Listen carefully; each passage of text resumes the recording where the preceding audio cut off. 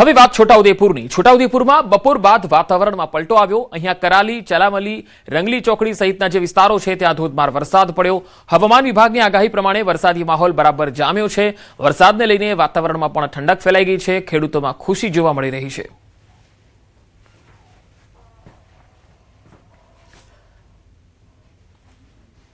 તો છોટાઉદેપુરમાં બપોર બાદ વાતાવરણ પલટાયું હતું। હવે જે તસવીરો આવી રહી છે એ છે ડાંગથી। ડાંગ જિલ્લામાં મેઘરાજાનું ધમાકેદાર આગમન થયું। ડાંગના મોટાભાગના જે વિસ્તારો છે ત્યાં સાર્વત્રિક વરસાદ થયો છે।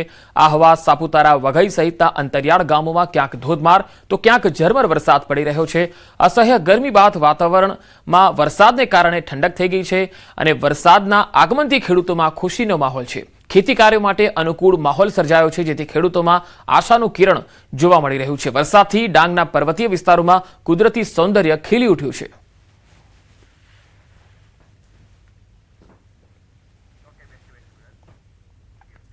હવે વાત દક્ષિણ ગુજરાતના સુરત જિલ્લાની। આ તસવીરો જુઓ। સુરતના પાંડેસરા, બમરોલી વિસ્તારથી આ તસવીરો આવી રહી છે, જ્યાં વરસાદી પાણીનો કહેર। જનજીવન અહીંયા પ્રભાવિત જોવા મળ્યું છે। બમરોલી સ્થિત શ્રીરામનગર પાસે જાહેર માર્ગ પર વરસાદી પાણી ભરાઈ ગયા। રસ્તા પર પાણી ભરાતા વાહન ચાલકો અને રાહદારીઓને ભારે હાલાકી પડી। અનેક ટુ વ્હીલર ચાલકો મુશ્કેલીમાં મુકાયા। ટ્રાફિકની ગતિ ધીમી પડી ગઈ। નીચાણવાળા વિસ્તારોમાં પાણી ભરાવાથી જનજીવનને અસર પહોંચી છે। ડ્રેનેજ વ્યવસ્થાને લઈ સ્થાનિકોમાં રોષનો માહોલ છે। વરસાદ યથાવત રહે તો સ્થિતિ વધારે ગંભીર બનવાની પણ આશંકા છે। પાણીના નિકાલ માટે તાત્કાલિક અસરકારક કાર્યવાહી કરવાની સ્થાનિકોની માંગ છે। તંત્રની કામગીરી સામે લોકોમાં સવાલ ઉઠી રહ્યા છે। તો સુરતના ઉધના વિસ્તારથી પણ તસવીર આવી રહી છે। આ તસવીરો જુઓ। ઉધના વિસ્તારમાં પાણી ભરાઈ ગયા છે। અહીંયા મેઇન રોડ ઉપર પાણી ભરાતા લોકોને ખૂબ જ હાલાકી પડી।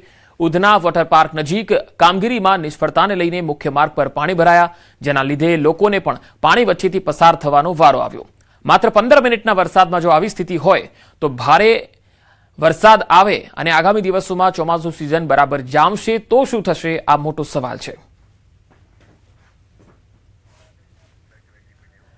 હવે સુરતના લિંબાયતનો વિસ્તાર પણ આપણે બતાવીએ। આ લિંબાયત વિસ્તારના દ્રશ્યો। લિંબાયત ગરનાળામાં વરસાદી પાણી ભરાઈ ગયા। સુરત મહાનગરપાલિકાની પ્રી મોન્સૂન કામગીરી અહીંયા છતી થઈ ગઈ। લોકોને હાલાકી પડી રહી છે, કારણ કે થોડા વરસાદમાં પણ પાણીનો નિકાલ નથી થઈ રહ્યો। જીવના જોખમે લોકો પાણીમાંથી પસાર થવા મજબૂર છે।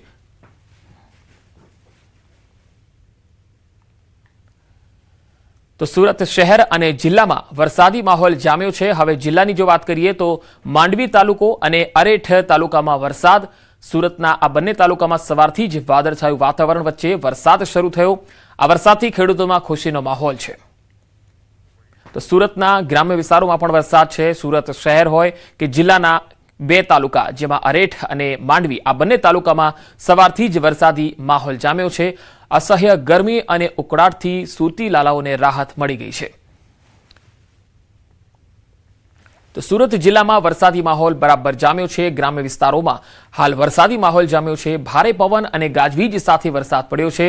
જોલવા, કડોદરા અને બગુમરા જે વિસ્તારો છે ત્યાં વરસાદ પડ્યો। પલસાણા તાલુકાના આ ગ્રામ્ય વિસ્તારો કેટલાક છે એમાં પણ ભારે પવન અને ગાજવીજ સાથે વરસાદ અહીંયા પડ્યો હતો। હળધરુ, દસ્તાન સહિતના જે ગામો છે ત્યાં પણ વરસાદી માહોલ જામ્યો છે। વરસાદ વરસતા માર્ગો પાણી થઈ ગયા હતા। ધરતીપુત્રોમાં હાલ ખુશીનો માહોલ જોવા મળી રહ્યો છે। એટલે કે દક્ષિણ ગુજરાતના સુરત, નવસારી, ડાંગ આ જે વિસ્તારો છે ત્યાં ધોધમાર વરસાદ પડી રહ્યો છે અને અહીંયા વરસાદી સિઝન છે એ જામી હોય એવા દ્રશ્યો આવી રહ્યા છે।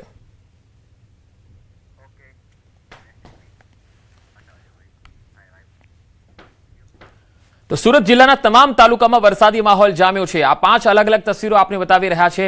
અહીંયા વરસાદી માહોલ જામતા ખુશીનો માહોલ જોવા મળ્યો। ઉમરપાડામાં 2 કલાકમાં 2 ઇંચ વરસાદ ખાબક્યો, જેના કારણે નદી નાળા પાણીની આવક અહીંયા શરૂ થઈ ગઈ। બીજી તરફ પહેલા જ વરસાદે સુરત મહાનગરપાલિકાની પ્રી મોન્સૂન કામગીરીની પોલ ખુલ્લી કરી નાખી। પાલ, ઉમરા બ્રિજ અને પાંડેસરામાં રોડ ધસી ગયો અને BRTS બસો ફસાવાની ઘટનાઓ સામે આવી। પાંડેસરા ખાતે 10 થી 12 મુસાફરો ઇજાગ્રસ્ત પણ થયા।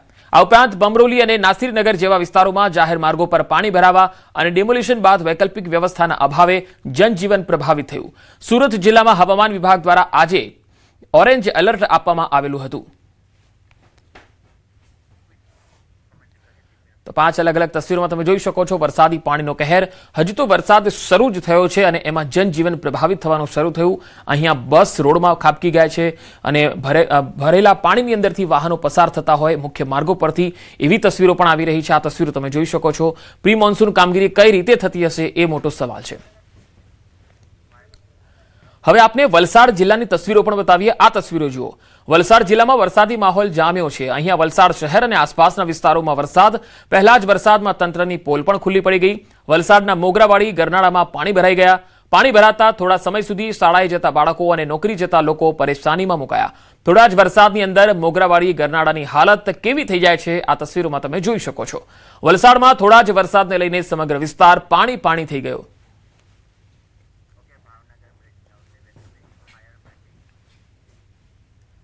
હવે ભાવનગરથી એક અહેવાલ આવી રહ્યા છે. ભાવનગરમાં વીજળીના કડાકા ભડાકા સાથે વરસાદ વરસ્યો. 2 કલાકમાં જ 1.5 ઇંચ વરસાદ ખાબક્યો. ભાવનગર શહેરના રસ્તાઓ પર પાણી વહેતા થયા. ભાવનગર મહાનગરપાલિકાની પ્રી મોન્સૂન કામગીરીની પોલ ખુલ્લી પડી ગઈ. રસ્તા પર નદી વહેતા હોય એવા દ્રશ્યો સામે આવ્યા. મેઘરાજાની ધમાકેદાર એન્ટ્રીના કારણે અનેક વિસ્તારો સહિત નીચાણવાળા વિસ્તારો અને મુખ્ય રસ્તાઓ પર પાણી ભરાયા. રસ્તાઓ પર પાણી ભરાઈ જવાના કારણે વાહન ચાલકોને હાલાકી પડી. શહેરમાં કાળિયાબીડ, શિવાજી સર્કલ, વાઘવાડી રોડ સહિતના વિસ્તારોમાં ઠેર ઠેર પાણી ભરાયા. વરસાદી પાણી શહેરના અનેક વિસ્તારોમાં ભરાયા અને તેના કારણે ડ્રેનેજ નહીં મળતા પાણીનો ભરાવો થયો. ડ્રેનેજની જે લાઈનો છે એમાં પાણી ભરાવાનું શરૂ થયું, જેથી ડ્રેનેજમાં પાણીનો ભરાવો થયો. શિવાજી સર્કલની બાજુમાં શાક માર્કેટ હોવાથી મહિલાઓની મુશ્કેલી પણ વધી. વાહન ચાલકોને વાહન ચલાવવામાં હાલાકી પડી. વધુ માહિતી મેળવીએ. સંવાદદાતા ભાવનગરથી નીતિન ગોહિલ જોડાયા છે. નીતિન, ભાવનગરમાં જે વરસાદ પડ્યો છે હજુ તો શરૂઆત છે. કયા કયા વિસ્તારોમાં જનજીવનને હાલાકી જોવા મળી? ચોક્કસ વાત કરીએ તો પંકજ, વરસાદની પ્રથમ સિઝનમાં જે પહેલો વરસાદ હોય છે તેને લઈને તંત્રની પોલ જે છે પ્રી મોન્સૂનની જે કામગીરીના દાવો તે પોકળા સાબિત થઈ રહ્યા છે. દર વર્ષે લાખો રૂપિયાના પ્રી મોન્સૂનની કામગીરી છે તે પ્રજાના ટેક્સના પૈસા છે તેનું એંધાણ કરવામાં આવતું હોય છે. ત્યારે એક સામાન્ય 1.5 થી 2 ઇંચના જે વરસાદમાં મોટાભાગના જે વિસ્તારો છે ત્યાં જે જનજીવન છે જે પ્રભાવિત થયું છે. ડ્રેનેજની લાઈનોનું કામ થોડા સમય પહેલા જ મહાનગરપાલિકા દ્વારા કરવામાં આવ્યું હતું, પરંતુ કંઈક ને કંઈક તેને આ કામગીરી ઉપર સવાલો ઉઠી રહ્યા છે. ત્યારે વાત કરીએ તો શહેરના વાઘાવાડી વિસ્તારમાં જેટલા વર્ષોથી આ જે પરિસ્થિતિ છે તે યથાવત જ જોવા મળે છે. બીજી તરફ વાત કરીએ તો કાળિયાબીડ અને શિવાજી સર્કલ નીચાણવાળા વિસ્તારો છે ત્યાં પણ આ જ પરિસ્થિતિ જોવા મળે છે. દર વર્ષે તંત્ર પોતે પ્રી મોન્સૂનની કામગીરી કરતી હોય છે અને નવા પોતે ત્યાં જે ડ્રેનેજના પાઇપો છે તે નાખતી હોય છે, પરંતુ પાણીની નિકાલ માટેની કોઈ વ્યવસ્થા થતી ન હોય, જેને કારણે લોકો છે તે હાલાકી ભોગવી રહ્યા છે. એટલે ચોક્કસ કહી શકાય કે પ્રજાના પૈસાનું દર વર્ષે ભાવનગર મહાનગરપાલિકા દ્વારા કરોડો રૂપિયાનું છે તે પાણીના છે તે એંધાણ કરવામાં આવતું હોય છે. જી નીતિન, આભાર માહિતી આપવા માટે.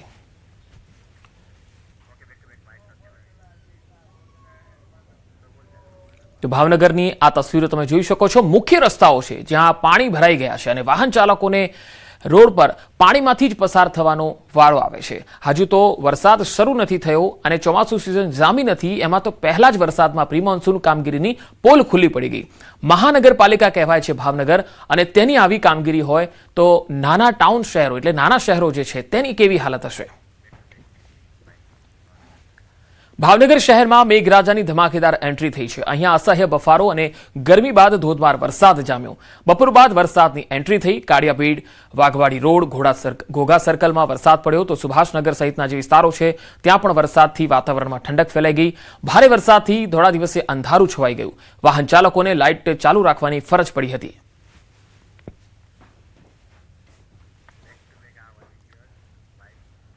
તો ચોમાસું દસ્તક દઈ રહ્યું છે ત્યારે દક્ષિણ ગુજરાતમાં વરસાદી માહોલ સર્જાયો છે. સુરત, નવસારી, વલસાડ, તાપી, ડાંગમાં ધોધમાર વરસાદ પડ્યો. સુરત સહિતના વિસ્તારોમાં વહેલી સવારથી જ વરસાદ વરસ્યો. ક્યાંક ધોધમાર તો ક્યાંક ધીમી ધારે વરસાદ થતા ખેડૂતોના જીવમાં જીવ આવ્યો.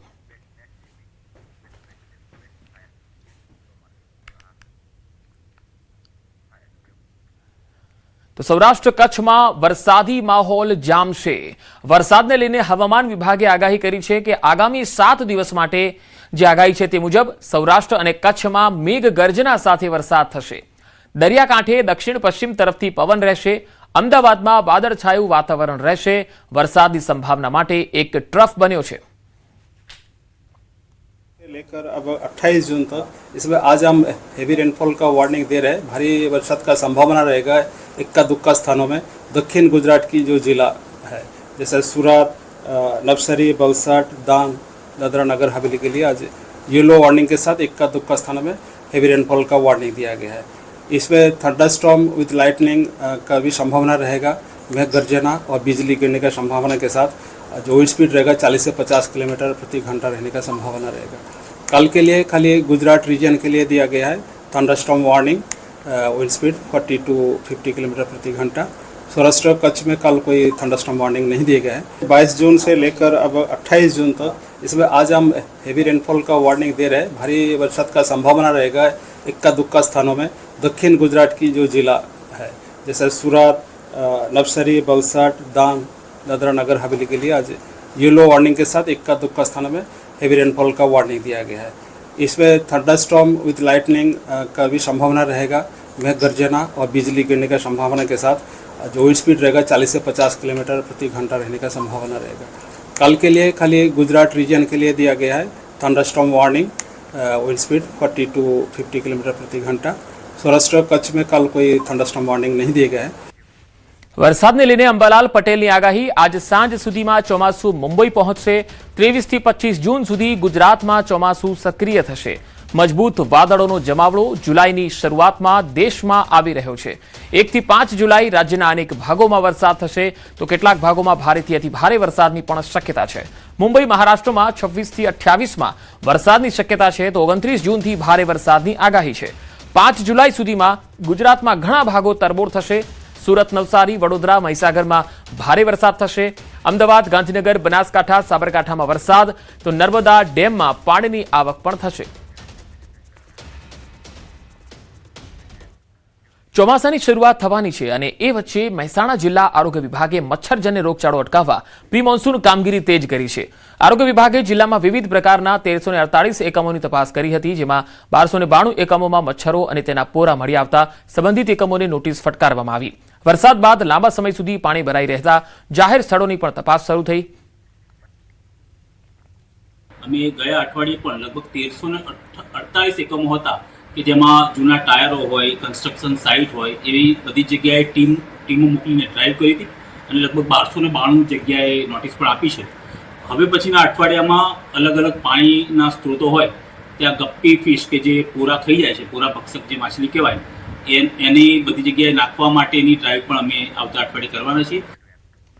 પંચમહાલ જિલ્લામાં સારો વરસાદ થતા ખેડૂતોમાં ખુશીની લહેર છે, એટલે કે ચોમાસાના સત્તાવાર આગમન પહેલા જ ખેડૂતોએ વાવણીની શરૂઆત પણ કરી દીધી છે। જિલ્લાના મોટાભાગના ખેડૂતો વરસાદ આધારિત ખેતી પર નિર્ભર હોવાથી મેઘરાજાની મહેર તેમના માટે આશાનું કિરણ બની છે। ડાંગર, મકાઈ, કપાસ અને તુવેર જેવા પાકોની વાવણી માટે ખેડૂતો ખેતરોમાં જોતરાઈ ગયા છે। બીજી તરફ ખાતર, બિયારણ, ડીઝલ અને ખેડાણના વધતા ખર્ચને જોતા ખેડૂતોને મોંઘવારીનો માર પણ સહન કરવો પડી રહ્યો છે। અમે વરસાદ પડી રહ્યો તો અમે ખેતી ચાલુ કરી છે વાવણી કરવા માટે। વરસાદ બહુ સારી રીતે પડી રહ્યો, એનો સમય આવ્યો છે ખેતી કરવાનો, તો અમે ખોળ, ખાતર, બિયારણ પણ લાવીને ખેતી કરી રહ્યા છે। અમને એવી આશા છે કે કદાચ સારો વરસાદ પડશે તો ખેતીમાં આવક અમને સારો મળી રહેશે, એવી અમે આશા રાખી રહ્યા છે। વાતાવરણ સારું છે અત્યારે કપાસ રોપવાનું, એવી રીતના અત્યારે રોપવાનું ચાલુ કર્યું છે અમે કપાસ। અને સારો ગઈ સાલ તો બહુ નુકસાન થયું વરસાદમાં વાતાવરણને લીધે, પણ આગળ સારો વરસાદ પડે તો ખેડૂત માટે સારું છે। સિંચાઈનો કોઈ છે નહીં, આગળ વરસાદ પર જ બધું નિર્ભર છીએ અમે લોકો। અનાજ કરિયાણાના ભાવ બિલકુલ વધતા જ નથી અને એમના ખાતરના, બિયારણના, દવાઓના ભાવ આ બધા ડબલ થતા જાય છે। તો હવે મારી નમ્ર વિનંતી છે કે સરકાર જો અમને સારું ઉત્પાદન થાય તો સરકાર અમને યોગ્ય ભાવ આપે તો અમને કંઈક 2 પૈસા મળે એમ છે, નહીં તો ખેડૂત ગરીબને ગરીબ જ રહેવાનો એવું લાગે છે। ધીરે ધીરે મને તો એવું લાગે છે કે આ ખેતી પ્રધાન દેશમાં ખેડૂતો ધીરે ધીરે આ ખેતી કરવાનું પણ બંધ કરી દેશે, કારણ કે ત્રાસી ગયા છે હવે। એટલે મારી સરકારને નમ્ર વિનંતી છે કે જો ઉત્પાદન સારું થાય, વરસાદ સારો પડે તો અમારા જે આ ખર્ચાઓને ધ્યાનમાં લઈને યોગ્ય ભાવતાલ અમને આપે